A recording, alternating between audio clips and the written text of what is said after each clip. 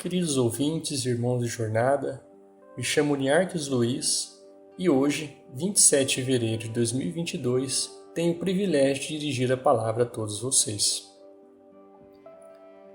Iniciemos com uma prece.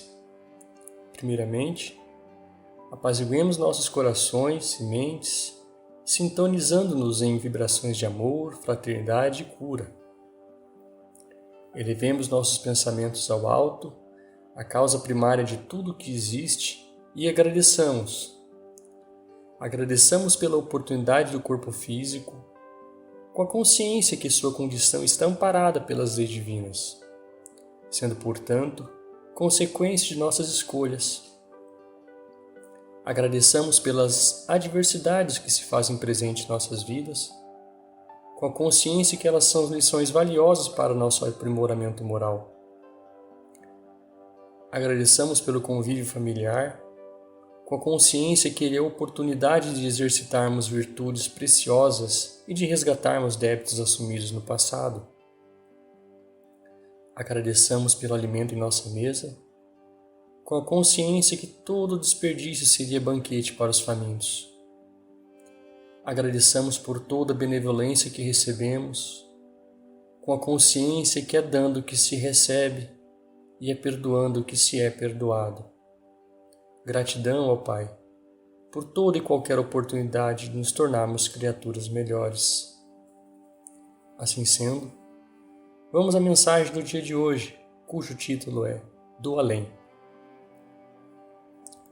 Pois bem, o termo faz alusão à existência de algo que transcende a morte, um pós-vida.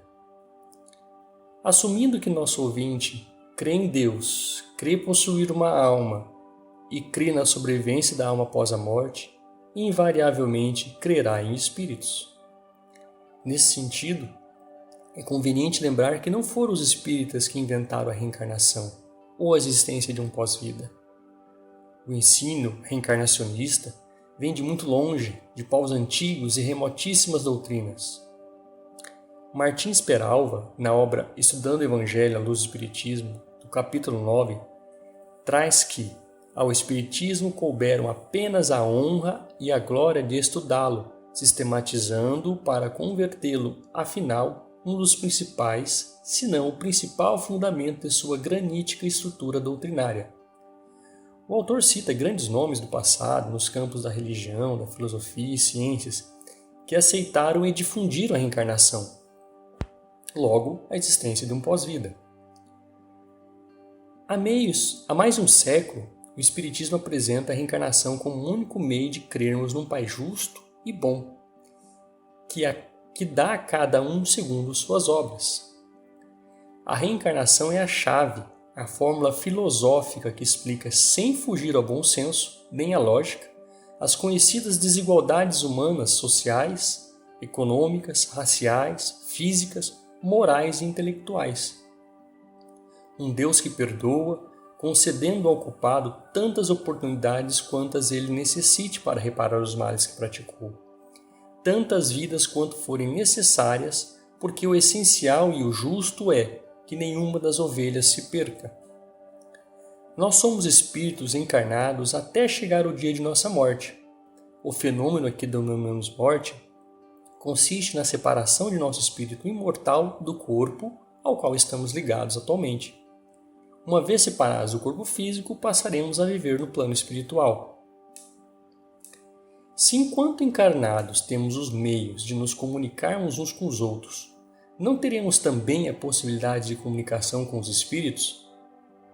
A resposta é sim. Por que não? Que é o homem senão um espírito aprisionado num corpo?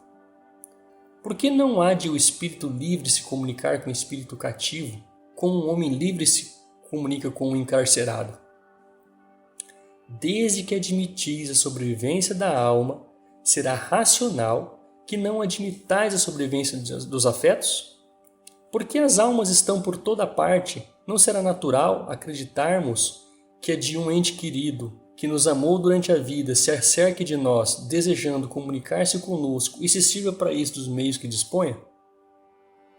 Enquanto vivo, não atuava ele sobre a matéria de seu corpo? não era quem lhe dirigia os movimentos? Por que razão, depois de morto, entretanto, em acordo com outro espírito ligado a um corpo, estaria impedido de se utilizar desse corpo vivo para exprimir seu pensamento, do mesmo modo que um mundo pode servir-se de uma pessoa que fale para se fazer compreendido? O meio que nos põe em contato com os espíritos é chamado de mediunidade. Sugere-se aos ouvintes interessados em aprofundar-se no assunto a leitura da obra O Livro dos Médiuns, de Allan Kardec. Nessa obra, no capítulo que trata sobre a natureza e identidade dos espíritos, o autor pergunta aos espíritos: por que permite Deus que maus espíritos se comuniquem e digam coisas ruins? Ao que os espíritos respondem: ainda mesmo no que haja de pior, o ensinamento sempre se colhe. Toca-vos saber colhê-lo. Mister se faz que haja comunicações de todas as espécies, para que aprendais a distinguir os bons espíritos dos maus, e para que vos sirvam de espelhos a vós mesmos. Pergunte-se ainda: podem os espíritos, por meio de comunicações escritas, inspirar desconfianças infundadas contra certas pessoas e causar dissídios entre os amigos? Eis que a resposta: espíritos perversos e invejosos podem fazer, no terreno do mal, o que fazem os homens. Importante estar em guarda. Os espíritos superiores são sempre prudentes e reservados quando têm que censurar. Nada de mal dizem, advertem cautelosamente. Usai de muita circunspecção ao acolher o que de mal possa um espírito dizer de vós. Das comunicações dos espíritos, guardai apenas o que haja de belo, de grande, de racional e que vossa consciência aprove. Muitas vezes nos surpreendemos divagando sobre o intercâmbio entre o mundo dos vivos e o mundo daqueles que já se foram. Quantos de nós não se indagou sobre a situação de algum ente querido que desencarnou? As motivações que podem levar alguns de nós encarnados a desejarem o intercâmbio com o além são das mais variadas. Alguns por mera curiosidade, outros por saudades e afeto, já outros desejando informações privilegiadas ou ainda saber do futuro. Quaisquer que sejam essas motivações, nada passa desapercebido dos olhares atentos dos benfeitores espirituais. Chico Xavier, estimado médium espírita, costumava dizer que o telefone toca de lá para cá. Em outras palavras, se a informação que buscamos for oportuna de chegar até nós, trazendo-nos algum benefício concreto, a espiritualidade encontrará os meios necessários para que a mensagem chegue até nós. Quando dizemos meios, o ouvinte poderá se perguntar: como assim? Sabe aquela palavra de conforto que recebemos de um amigo no momento difícil? Sabe aquele sorriso que recebemos e que transforma nosso dia? Sabe aquele abraço sincero que elimina todas as angústias e nos faz sentir toda a segurança do mundo? Sabe aquele conselho recebido que nos alerta sobre os potenciais riscos dessa ou daquela escolha? Há ainda casos que pessoas, de última hora, cancelando viagens ou desistem de alguma atividade por terem pressentimentos ruins. Outras vezes sentimos um perfume, um cheiro de flores que nos lembra de algum ente querido. Enfim, podemos dizer que são inúmeros os meios que a espiritualidade se vale de nos fazer chegar às informações que precisamos. Ou se não, ao menos recebermos um sinal de que a espiritualidade se faz presente, nos acompanhando e que não estamos seguindo sozinhos. Porém, nada nos chegará se não nos dispusermos em condição de receptividade. Não menos importante é lembrar que toda e qualquer ação tomada em função dessas intuições ou inspirações são de responsabilidade daqueles que as praticam.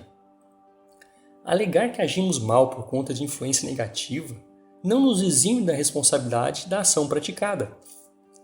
Toda e qualquer ideia que nos chegue à mente deve passar pelo nosso crivo de discernimento. E caso sejamos simpáticos a essa ideia, passamos à ação. É conveniente lembrar ainda que mantermos-nos na inércia, aguardando instruções ou inspiração do além, não oferece campo fértil para o aperfeiçoamento do espírito. Não podemos nos esquecer que, além da inspiração, existe a transpiração, ou seja, o trabalho dentro dos preceitos do Evangelho do Cristo. Nesse sentido, gostaria de encerrar a mensagem de hoje com um pequeno poema intitulado Indicações, pelo espírito Casimiro Cunha, que está no livro Cura, psicografado por Francisco Cândido Xavier. Tantas perguntas em nós, no entanto, em linhas gerais, eis a resposta da vida: trabalhar um tanto mais. Conflitos rogam socorro entre filhos, mães e pais. O amor carreia um pedido, tolerância um tanto mais. Provações nos desafiam, há lutas descomunais. A verdade traça a norma, paciência um tanto mais. Desacerto nos induzem a desalentos fatais. Entretanto, a fé proclama, esperança um tanto mais. Incompreensão aparece, lançando golpes brutais, mas o perdão solicita, esquecer um tanto mais. Por fim, vem a voz do Cristo, nos ensinos imortais. Irmãos, a paz que vos dou é servir um tanto mais. Uma excelente semana a todos, meus irmãos. Muita paz.